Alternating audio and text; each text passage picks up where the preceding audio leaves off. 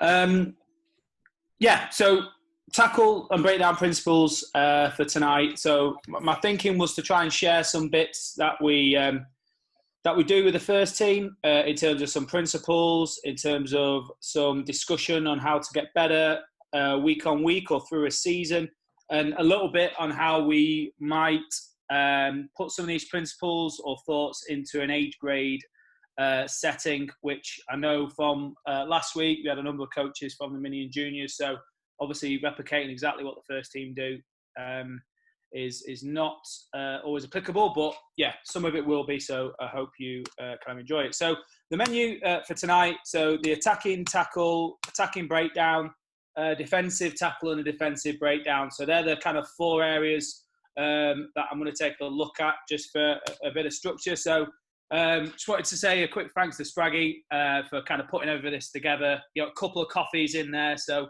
I thought that might be apt for tonight. If I speak too long or you need a little pick-me-up, that's what usually Spraggy's pre-match is in there. Or from last week, there might be a few beers going in as well, which being the hottest day of the year, I'm sure that's the best way. And I picked Fairy in that because we just had the news that he's recommitted for next year, which I'm sure we're all happy with. So it's great to see the big fella there in fine fettle, but more importantly, he's going to be on the field for us next year.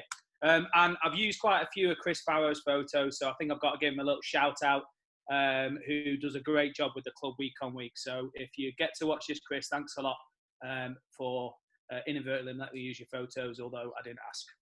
Anyway, so the first team, you know, I was thinking about this, and I was thinking, are we principles and decisions, or are we rules and the law?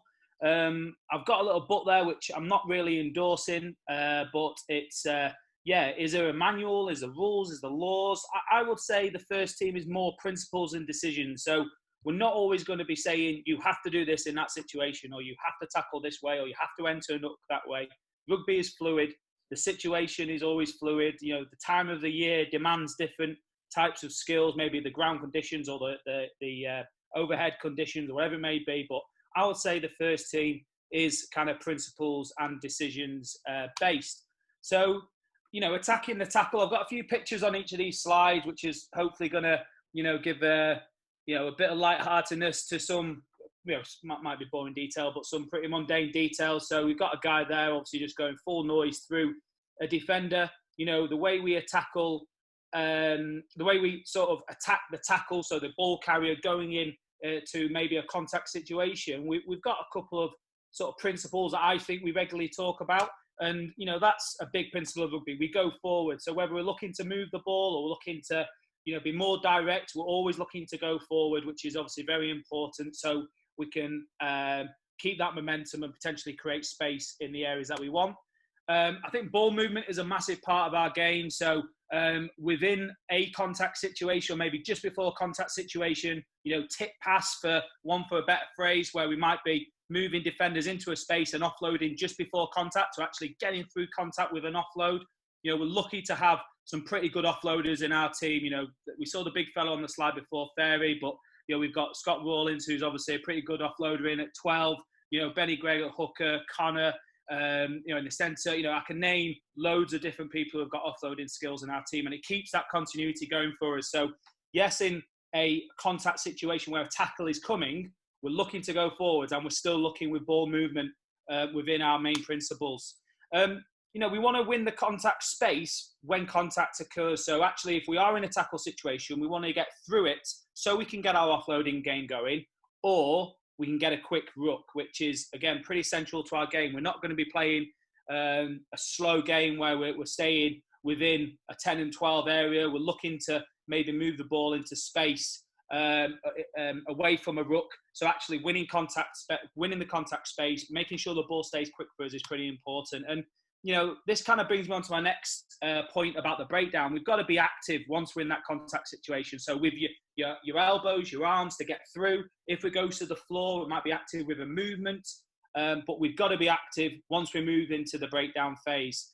Now, I was going to use videos to kind of demonstrate some of the points that I'm talking about, but I've kept with photos just because of the online stuff I've done over the number of weeks. The videos are just far too hit and miss. So I thought with the photos, everyone will be able to see. So this lad for us, Tommy, pretty devastating attacker. And when he's looking to attack the tackle, defenders are worried for that. So we've got, it looks like a 2-on-1. I know it's quite an isolated photograph, but there's lots going over. And this is actually from last season. But you've got a situation where Tommy has attacked the space. He's gone forward. He's got his arms through. Whether he's tackled there or not, he's followed a lot of the principles that we want to get into play. And Tommy's got a good offloading game.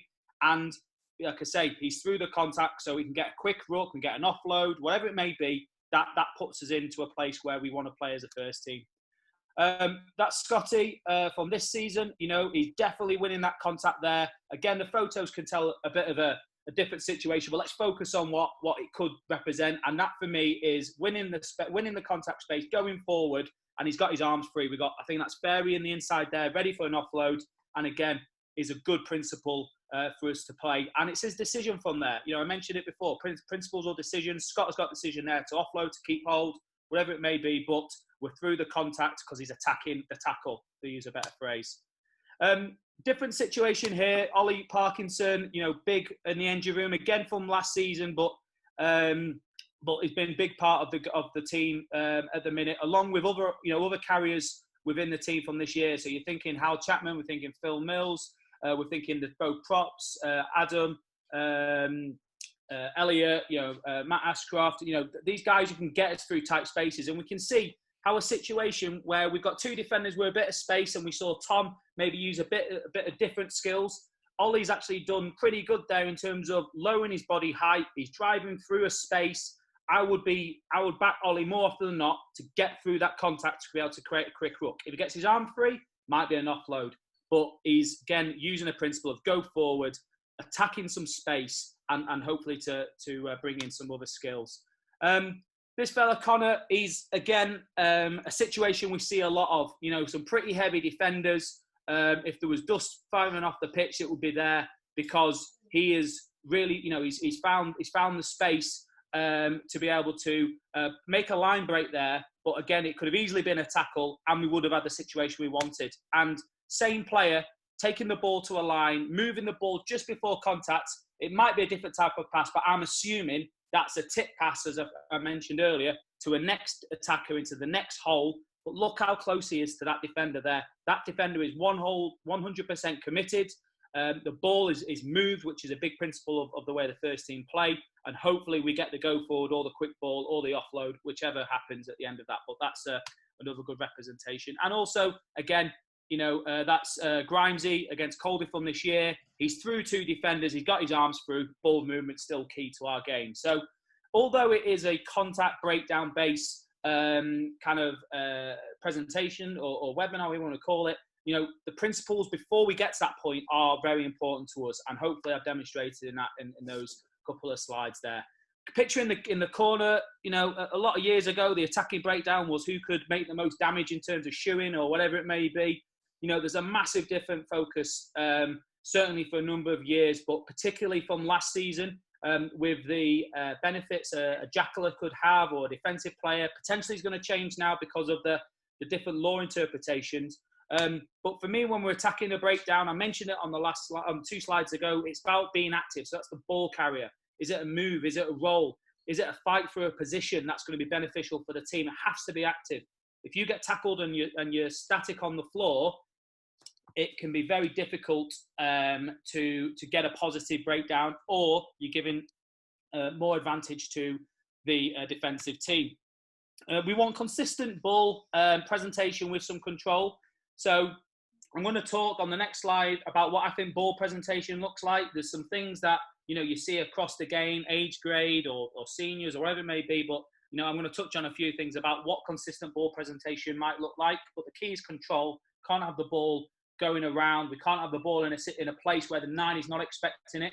We're able to be quite quick with the game. We need the ball where we'd expect the ball to be, so it has to be consistent. We've got to target the ball once we're coming into a clearing situation. So I talk a lot of the guys, and particularly when we're going through video, what part of the body or the ruck are you targeted? We've been through with many of the forwards in particular, right? You actually targeted someone's legs there where the ball's nowhere near, or actually you didn't affect the defender that needed to be really moved or targeted. So target the ball, wherever that is, and we should get a decent outcome. We want to attack it at a low height. I know that's obvious, but particularly with our league where we get a lot of opposition sevens or whoever it may be, just love going all over the ball. They might get away with a bit of murder, whatever it may be. But if you go high or up someone's back or in from the side, good defenders, you just don't move them. So we've got to be at a nice low height. And we've got to move the ball away quickly. So once we've got all those things in, we've been active, we've got consistent ball presentation, we've targeted the ball, we've been low, we've cleared whoever needs to be cleared away, that ball needs to be moved away.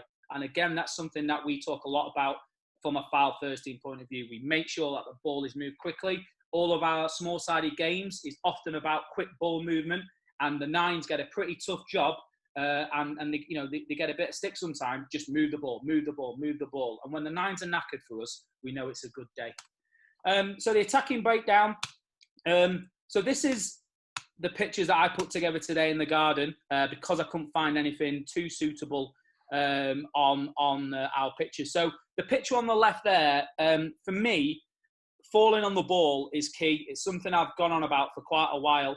If you get a massive carry with rapid support and there's not many defenders around, it doesn't really matter what you do with your body position to a degree. That's, I know I could be challenged on that, but ultimately, if you're there rapid, you're over it, you can move the ball, it doesn't matter. But once you've got a competitive situation with defenders around you, as soon as a person sees the ball, there's a reference point for the referee and there's a reference point for the defender. So if you're in any bother, landing on the ball in the first instance will instantly buy you time. And that's what you want as a person who's been tackled.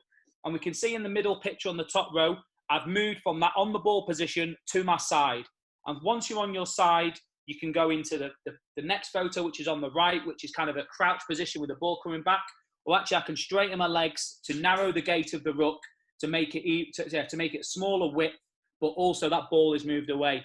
The contentious thing for me is what I see, through quite a few coaches is the long post, particularly age grade coaches. So got to get into long posts, which I'm not against as a principle, but I'm against it with what I see young people do, where they go into long posts, they carry the ball, and they don't really fight to get through the contact. They don't maybe really look for an offload. Too often, they might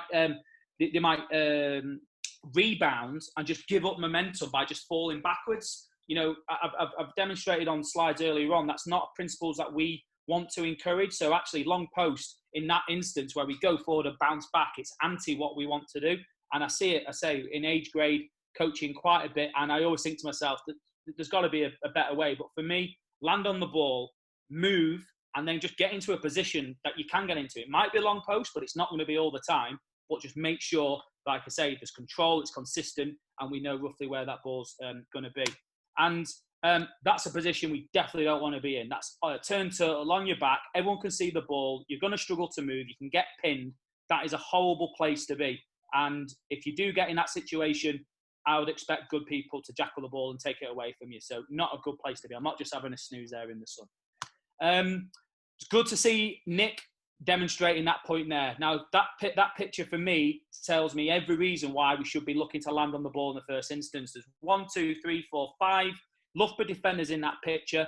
There's a white arm in there, thermal arm in there. That might be a foul player, but apart from that, there's no one else in shot. If he's on his back, he's on his side, he's in a vulnerable position, he's getting done there in terms of a turnover or slowing the ball down. Regardless of whether that ball gets turned over at the end, Nick's giving our team a chance by just landing on that ball. He might get a roll in, he might move, and that's all the time we need for a support player to get there, or that's the time we should have for a support player to get there. I found a few pictures from other members of the club. This is the Vandals, and I think that's a pretty good example of someone targeting the ball. So we can see, I think that's big Ali Atkinson, I think it is.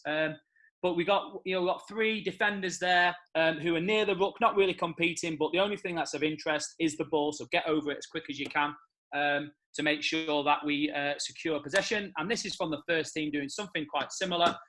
With all kind of respect, maybe a little bit more of an athletic position, maybe a little bit lower, but the same principle, just getting over the ball, forgetting everything else, and that ball can be played away nice and quickly. So again, just a couple of photo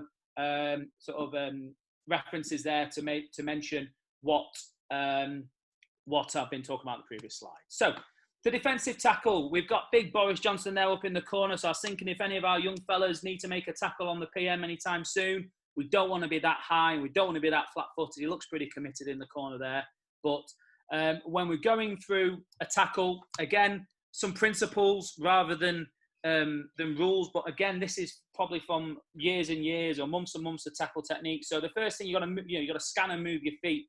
Not playing stuck in the mud. As soon as the defender plants, everything is in the attacker's favour in terms of creating space, winning contact, whatever it may be. So scan to see threats, move your feet to get your feet into a good position.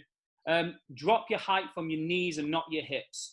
Again, very, very important, because if you're going at the waist, if you're going from the hips, you're not necessarily in a strong position. But if you're getting your height, with your knees, and obviously then with the hips kind of secondary, you're going to get yourself in a decent tackle height, whether it's an upper body tackle, lower body tackle, whatever it may be, but you're getting the height from your knees.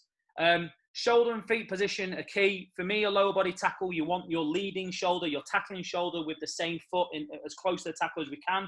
It might change. If you're going to be doing a big upper body tackle, you might go a split stance like a boxer, so you can really drive your shoulder through, but your height and your feet being close enough are still really important. Slightly different technique, but the principles are similar. Complete tackle, wrapped arms.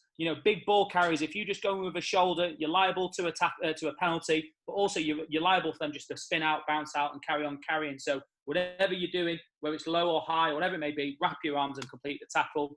And use the tackles that will get positive outcomes. So eventually everyone has to work out how they're going to get a positive outcome, which is making the tackle. So, it might be different body shapes, it might be different strengths or power levels. It could be a different areas of the field, whether it's wide areas, whether it's narrow, but you've got to make the tackle selection that's going to get you the outcome if you want. So a tackle you might make really close to a ruck from a forwards point of view is going to be very different to a tackle you might have to make in an outside channel area. So use the ones that are going to get you the best outcomes, which is very important. So some tackle examples. So this one, I suppose, looks okay. I think that's Adam Lanigan. He's probably going to make that tackle if that was a video. It looks like he's going to bring him down. But for me, I would be saying from a tackle technique point of view, his legs are too far away. That's a bit of an arm tackle. The player might break that. They might be powerful. They might put a late bit of footwork, and you're not going to be able to maybe complete that tackle, or the ball carrier is going to go forwards and get momentum. So I'll be looking at a leg position there, foot position, and I think Dad's on the call as well tonight, so be able to feed that back in. We've got an opposition player there from Fylde looking to tackle Scott Rawlins, so big. Scott's quite big himself, but we've got a guy at arm's length there, feet not in a great position. That's going to be hard to affect a good tackle there. It's going to be a scrag, just get them down at all costs. But again, that'll be something technically that we can maybe try and improve on over a longer period of time. That is Benno. Ironically, he is a great tackler for us and has been for a couple of seasons. But for me, that's just a ball carrier who potentially is going to get some yards. So looks relatively close to a ruck. He's won the height, that looks like a prop in there, and he could drive Benno back there 4, 5, 6 meters and go forward to the opposition. So again, use the tackles that are going to get us the right outcomes. For me, that might not be the right outcome. This is something that we're seeing a lot more at our level in terms of first team. I'm sure we're seeing it in the younger age groups as well because of the inaccuracies of the learning player, but anything over the shoulder, it's just very, very annoying, easy penalties to make and just gives teams field position. So it's got to be something that technically you've got to get out of the game, but does obviously happen. And again, a bit similar to the point that I made with Benno, I think this player here, although they've got two strong blokes there, he might not get the go forward, but technically, could we do something different there? Could we maybe put one of you a bit lower to maybe stop the player in motion?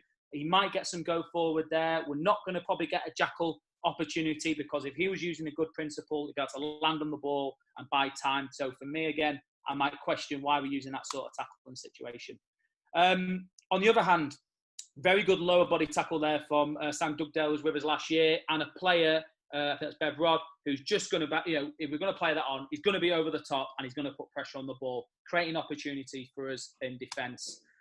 Opposition player there on Fairy, very close inside leg position, really tight shoulder, really looks to be a hard grasp of the hand. He's going to drop Fairy there into a good tackle position. So again, another good example of what I've just been talking about. Benno, again, I mentioned before, he's a great tackler for us. That picture just looks like he's hit him hard and he's off balance, and potentially he's going to be on his back there, which is a situation I mentioned before we don't want to be in. So inside leg nice and close, shoulder position looked like it was a right shoulder contact, and it's a big wrap of the arms to finish. So again, looks like a pretty good technique to finish. Different type of tackle from Scott. He's going higher, but he's won the battle from his with his shoulder and his height. I would say, particularly his left knee there, he's got a decent height with his knee. He's got his right leg back because he's trying to force his right shoulder through, but I would be hopeful he could win that contact. Scott's a big guy. He wants to exert himself physically, so actually he's going to go for an upper body tackle from time to time, and he's in a decent position there.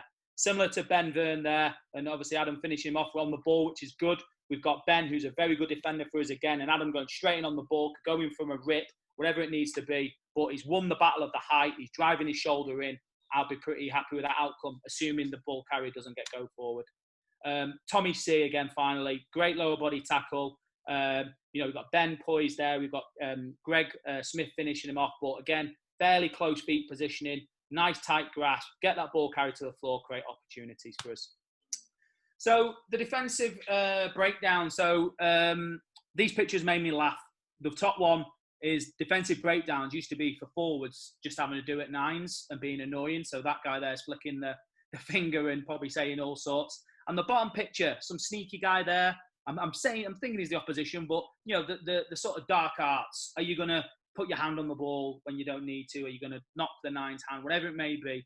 Defensive breakdowns were obviously full of all sorts over the years, but again, still are, but I think there's some principles that we can put in place to give ourselves some successful outcomes. So, to pressure the breakdown, we've got to be consistent through good tackle selection and technique. So if you're tackling poorly, if you're not putting sort of good technique and selection, you're going to struggle to put any pressure on the defensive breakdown. You've got to pick the breakdowns that you really attack, and I put in brackets there. I believe if you regularly stand off breakdowns for a period of time, good teams, you won't see the ball and they'll give them momentum until they put themselves into an attacking position. So we can't just stand off. We can argue from Fylde's first team point of view, at times we might have done that a bit too much and give teams too much momentum, but you've got to pick the breakdowns, number one. And for me, if you're constantly standing off, good teams will just keep the ball and they'll, as I said, they'll put yourself in an attacking position. You've got to read the referee. Spraggy made a great point last week where he talked about, actually, we don't hyper-analyse the referees, but we are aware of them and we try and pick up themes. Certainly from last season, we get more frequency of the same referees because of the change of structure. So we might get now the same referees 6, 7, 8 times in a season. So we've got to try and read them. We know the kind of things that they like, they don't like. And if we don't read the referee, then that's a bit daft on our behalf. Again, win the battle of the height, which is important, attacking or defensive, I suppose, in a lot of different contact situations, but that's an obvious thing for me to say. You've got to make decisions on the back of the ones you're picking a breakdown and in terms of what do you want to do. Are you going to jackal? Are you going to counter ruck? Are you going to have a go and then pull out and get in the defensive line? But you can't be reckless. You've got to work within a team and not be selfless. So if you're constantly going for every single ball all of the time, well, you're just giving your team one less defender every phase. So you have to be mindful of your decisions and help the team in the best possible way you can. That's the point I just made. That there's a lot more to defensive breakdown than a jackal. Like I say, there's the counter ruck. You might test an attacker's position. So if they've got their slow, quiet ruck, you might give them a pull or a push or whatever it may be to see if they're strong, see if they're switched on, particularly for teams that box kick on you, where they really want to slow it down. They really want to get like their long train. You might hammer into it. Like I say, you might do what you can to put them off or influence the kick. That's probably maybe a bit more the nuances with first team rather than maybe age grade stuff, but definitely stuff that we talk about against teams that we know that might box kick or might slow a ruck down or might do a particular thing. They might go one-man rucks. I mean, that's something that we might pick up as well, that teams that they try and go maybe just 1 or 2 men and then they move it, or they might overcommit really heavily to a breakdown. Obviously, it depends on what team plays. So again, another picture from, I think that was the Brandon Hanovan game. But, you know, I say a classic jackal position. That, for me, that's pretty good. You know, we've got targeting the ball, which what referees want to say. They often say, don't just, you know, go for the man, whatever. You've got to be actively going for the ball. So we can see that left arm going for the ball. Right arm being, I suppose, a bit sneaky on his leg or floor, whatever it may be, to give a bit of balance, but nice wide base there. Head in a neutral position, which is something that I tell the young lads or girls about a lot in terms of when I'm coaching. So sometimes they put their head out of a neutral position. So they could be in a jackal position there, but they'll lift their chin, and that's not a natural position for your head. So actually just bring it down into a neutral position so you can focus on the ball. That's obviously a bit of a safety tip, but also it'll make you stronger as well in terms of being in that position. This is a situation that I talk to the players about a lot. For me, that is a 50-50. And again, I know pictures can be misleading, but you look at that and you think, right, if Benny Gregg there wins that height and he's really aggressive and he gets a wide base and he's stable, he could be in a really strong jackal position. The attacking player, I think that's Tyndale there, if he gets in a really low position, if he wins the space, if he actually wins that battle, he could secure the ball for quick ball for the attacking team. So that position, that situation is key, and it can be the make and break between a very good defensive set or series, or it could be one actually, I don't bother, I give them quick ball. Yeah, very important. I think I've got another example of that as well. Yeah, so Benny V completed a tackle. He looks like he's rolling away. We're going to say he's rolling away because he's not going to give a penalty away there. But that's Loughborough player there is, he has to pass Benny V. It's a bit messy. Jacob is just right over the ball. You know, I'm sure he makes a release. But again, that's a situation where I'll be looking to capitalise on from a defensive breakdown point of view. So, final thing, because I can see the time going and hopefully we're about right. Just some contact skills in age group rugby and some things that I've kind of thought about and wanted to share with you. So the young guys, you've got to remember that the physical, mental sort of level or the stages of where they're at and the confidence is different. And I know coaches know that, but you've got to remind yourself all of the time. So the younger you are in particular, that gap potentially is going to be bigger because you might have kids that played loads of rugby, really confident, might be a bit bigger, and then you'll have some kids that aren't. And you've got to be mindful when you're doing contact skills in terms of a tackle or a breakdown, you've got to make sure that you're working and you are developing people or young people at those different physical, mental or confidence kind of stages or levels. So yes, you can do similar things, but you've got to be mindful of that, I think. And obviously the picture there, which sometimes we see, but hopefully not massively, where you've got a big unit against some kids who are a bit small. At that age, it can happen. So another thing, allow the players to have reps. So repetitions goes at something, and you can use equipment. I think, there are a few years ago who made sure that dads or coaches, whoever it may be, can't go on the pads anymore, and it's how hard you can run into them and all the rest of it. But actually, you don't necessarily have to focus on an outcome. So someone who makes a tackle and finishes it, or someone who hits it really hard or whatever, you've got other outcomes about actually where's the contact point, what's the decision you made, where's your feet positioning. So when we focus particularly on a lower body tackle, say within the first team instance, which we do a number of times of the year, someone might miss a tackle, but I could say to them, look, your feet were in a decent position there, just fell off with your shoulder, you didn't wrap your arms. But the outcome is his feet are in a good position, so the other bit will kind of work itself out. But if I go, you've missed a tackle, that's no good, well, the outcome's not quite right. So maybe try and pick the bits you really want to focus on and give the kids lots of reps. Let them do it. And if they're not so confident, or they might be, the physical nature of it might not be something they're quite sure with, then use a pad, use whatever it may be, make it suitable, but just give them lots of reps. And the last thing is just explore the, kind of the conditioning opportunities. And I'm not saying smash them into a gym at whatever age, but, rugby is obviously a contact sport, and make sure that you use the opportunities to condition them in the correct way. So the RFU Tower of Power is a bit gimmicky, which I'm always a bit mindful of, but actually it's something that I refer to a lot, and I think it's really good. That Tower of Power, scrum, ruck, tackle, whatever it may be, spine in line, is just excellent stuff for kids. And we can see that picture there where it looks like a bit of a warm-up exercise for maybe a scrum, but that spine, neck, leg in the 90-degree position is a really common position for rugby. So condition the players to maybe work through that.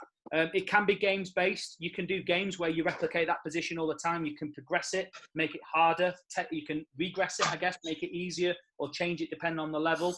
And it's also beneficial to the physical literacy and well-being. So that's a bit of, the day job's a PE teacher. But actually, if you've got someone who's got a strong core, who's got a strong lower body chain, actually that's very good for their physical well-being going into future life. So they're not going to get bad backs, or they're not going to get, various deficiencies. It's a good kind of thing for them in later life. So there's the big fellow again. I'm very happy that we've signed him. So he's made it twice. He's staying up and again. So we've made it twice. But yeah, that's kind of it for me. I was using this opportunity to get some questions out, which I'm obviously happy to answer. But that's kind of everything from me.